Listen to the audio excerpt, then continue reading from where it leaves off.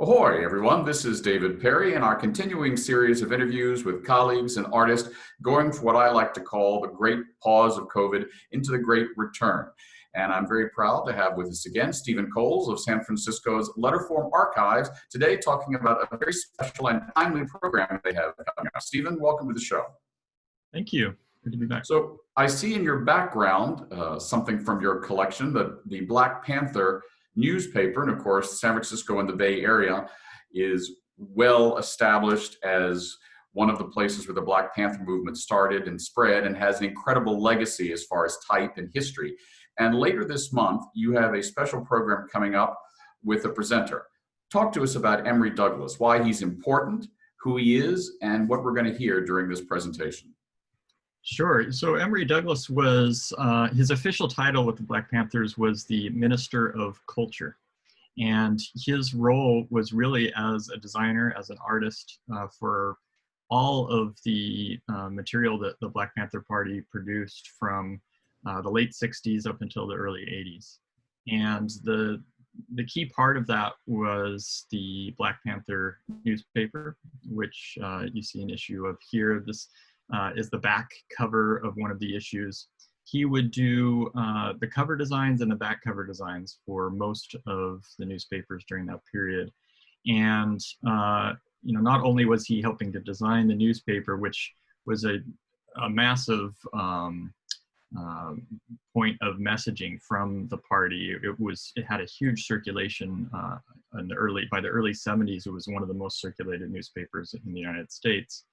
But he also used it as a platform for his poster design, like this one, where his people would often not even read the newspaper, but would get their message, the main message they wanted to get across from the back cover there.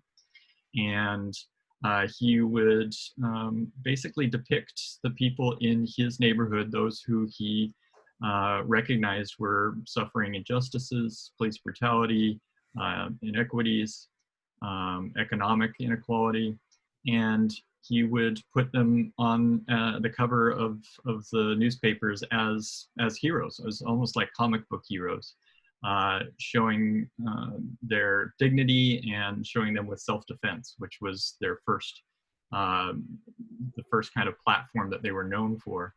But then later on, he would show the various health programs and free breakfast programs for children and all the other kinds of messages and programs that the Black Panther Party was part of that we don't always associate with them. We usually think about the berets and the guns, but they were an organization that was extremely successful in calling people to action and really helping their community get the kinds of assistance that they needed and they weren't getting from their government or the rest of the community.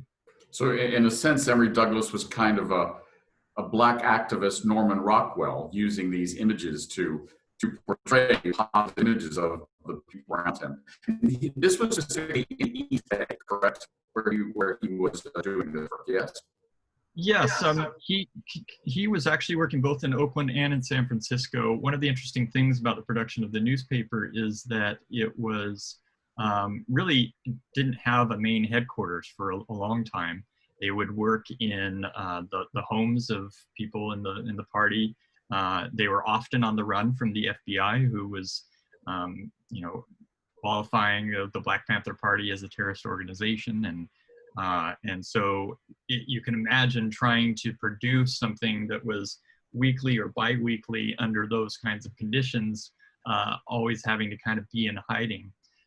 And so he talks about that in the interview that we have on our website, and I'm sure we'll talk more about it in our live interview that we'll be doing later this month. But it's a pretty fascinating story of needing to create this material, but doing it on a shoestring budget. A lot of us can relate to that as young designers. What can you produce on your own, especially if it's a personal project, without a lot of funding? And it's amazing the kind of impact they were able to have under those conditions and do the kind of work that they did. Now, San Francisco and the Bay Area, actually all throughout Northern California, has been a hotbed of the alternative press for a long, long time. What was the impact of the Black Panther movement on journalism and the quote unquote non-mainstream press in San Francisco? And do we still see that impact today? That's a great question. I haven't done a lot of research into independent publishing as far as the Bay Area, but we do have a really nice collection of what we call counterculture or indie press newspapers in our collection at the archive, and that really is represented all over the world. The Black Panther newspaper, though, I think is one of the best examples of using their own press to advocate for issues, for being um, a magazine or a newspaper of advocacy for a specific community. A lot of the counterculture newspapers that most of us are familiar with are more artistic, or they are trying to publish the kind of work that you don't get published when you have a commercial enterprise. But I think Black Panther was the most effective in terms of creating change.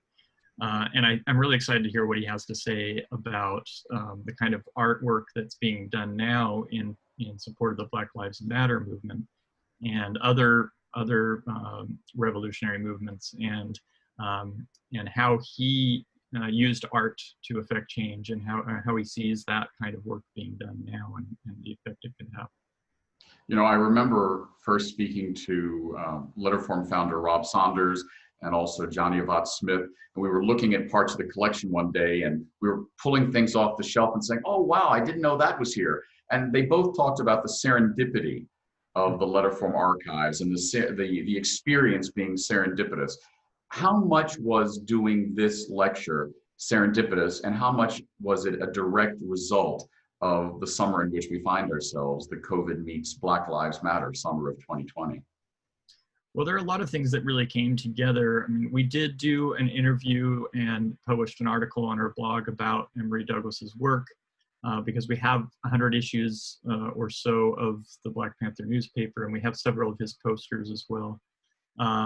But you know, that article has spread far and wide, but I think hearing directly from the designer, the artist himself, really has a huge impact. And the fact that we're doing these online events now, where people can experience these interpretive kind of events directly from the artist, no matter where they are in the world, is really important to us. And when we do a tour, pre-COVID times, when we would do a tour and we'd show an issue of the Black Panther newspaper next to psychedelic posters from San Francisco, next to a Gutenberg Bible leaf, we made interesting connections, and we could do that in person. But one of the exciting things about doing things online is we're able to make those connections for people who aren't visiting us in person. And I think a lot of people know who Emory Douglas is, maybe in the US and especially in the Bay Area, but we're really excited to bring his story and his words directly from his mouth to people all over the world. And that really is what our mission is. LetterformArchive is meant to make this work and these stories accessible to everyone. So, you know, the fact that we have to do this online now is actually a benefit in some ways. Yeah, the radical accessibility that we've often talked about. There was an article, I believe it's about 2 weeks ago now, the mind blurs, but they were interviewing someone from Microsoft, and this person's theory was that in 2.5 months, we have accomplished over 2.5 years of technological advance as far as communicating and using technology. I mean, how has COVID impacted Letterform and getting the word out? I mean, we know that the online archive was always going to launch in April. And in retrospect, the timing does seem like some confluence of planets. It really came at the right time. But given all that you were already preparing for that, how have the last few months pushed Letterform to be more radically accessible? And how has it grown your audience worldwide? Well, yeah, it's true that the bringing the collection into the online archive was always something that was a goal for us. But we didn't realize the impact it could have, and we probably wouldn't have had the impact that it's had without this current situation. I think everyone is just hungry for inspiration, and not from their usual sources of inspiration. They may have favorite websites that they always go to, or Pinterest or whatever, but bringing a whole new collection into their arsenal of tools that they use in design is really valuable to us. A thing that's kind of commonly said in graphic design is that limitation breeds creativity. And that is certainly true with the pandemic and lockdown. We've had to figure out new ways to show the collection, and we're starting now to think about what does a tour look like. In general, we would do tours where we set a table full of material.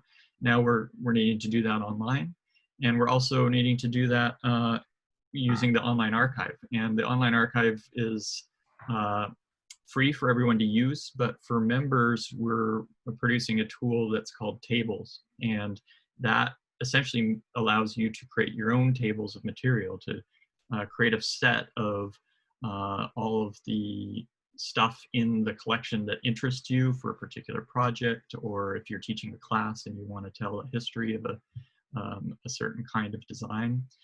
It'll allow you to make these tables and share it with other people. And that's something that we've kind of pushed forward more quickly during the lockdown, so that people can use that tool earlier than they would have otherwise, which is pretty exciting. So who approached Emory to do this? I did, because we had already been in contact after I did the interview in 2017, and I'd seen some other things. Some talks that he's done. He doesn't do a lot of interviews, especially live and on camera, so I'm really excited about that. And I just thought, this is a time that really people are looking to those who have had success in creating change with design. And he's one of the prime examples of that. And so I really wanted to bring his story and his wisdom to our audience. So yeah, I'm excited he's been willing to do it. What do you think the impact is of publications like the Black Panther, especially during this summer of Black Lives Matter? I mean, you see a lot of these young activists out on the streets of Portland and Washington and San Francisco and all over. And well, a good many of them were not born when a Black Panther was being produced. Do you think they're aware of the legacy of that magazine and that movement? Yeah, that's a good question. One of the things I'm very excited about doing for this event is the public Q&A. So we'll spend most of the time showing the work, and I'll ask a few questions of Emory, but we also are going to leave plenty of time for the audience to ask questions. And I really hope that young students and activists will attend and ask questions themselves. I think one of the things that we've seen with a lot of the activist art that's being done now is that the spread is very different than it was back then. Emory Douglas called his neighborhood his gallery, because people would put his posters and covers of the Black Panther up around the neighborhood. And we're seeing that today. But the other thing that we see is social media, and we see internet spread of these messages. And so I think this generation has a lot of power to spread these messages. But what they can learn from what Emory Douglas and the Black Panthers did is how they used facts and information to help spread their message. One of the most interesting issues is where they bring to light the disease of sickle cell anemia, and how it really disproportionately affected Black Americans. And that's something that wasn't being talked about in the mainstream press. And so it was, it took this kind of revolutionary newspaper to get that message out. And I think those are the kinds of things that, today's activists can learn from, is, spreading facts, spreading messages of information that can inform the public is a way to make change. And hopefully Emory can talk to us more about how he did that. That's an interesting bit of commentary, in the same way that I remember during the AIDS HIV years. It was first the LGBT press that was talking about the prevalence of AIDS in the gay community, specifically the gay male community. And now, of course, first it was the alternative press and social media that made the point that took a while for the mainstream press to realize that COVID was disproportionately and is still disproportionately affecting communities of color and Latinx communities. In our last few moments, talk to me about what the format is going to be. Are you going to be moderating this discussion with Emory, and how many people can take part? I know you have a very robust ability to have a lot of people take advantage of Letterform Archive's online offerings. How many people can take part in this before you sell out? Well, we encourage you to register early because we hope we don't sell out, but we're going to try to make it available to as many people who sign up. So, you know, we've already had a lot of interest. We're going to send out a newsletter to our regular audience today, but we just encourage you to sign up early so that you make sure that you get in case there is any limitations. The format is an interesting one. We do these events called archive salons, and the salons are meant to show the collection in a way that you would see it in person. Most of the time people will show their work or show a collection with slides, with flat images. But what we try to do with the salons is make it feel like you're actually there. So we use an overhead camera and we actually page through books or newspapers, as is the case here. And so what we'll be doing is showing the work of Emory Douglas and asking him questions about his process as we show it. So you'll get a chance to see the actual objects and then hear from the designer himself. And we'll ask a few questions along the way. And then at the end, we'll give the audience a chance to talk to him directly.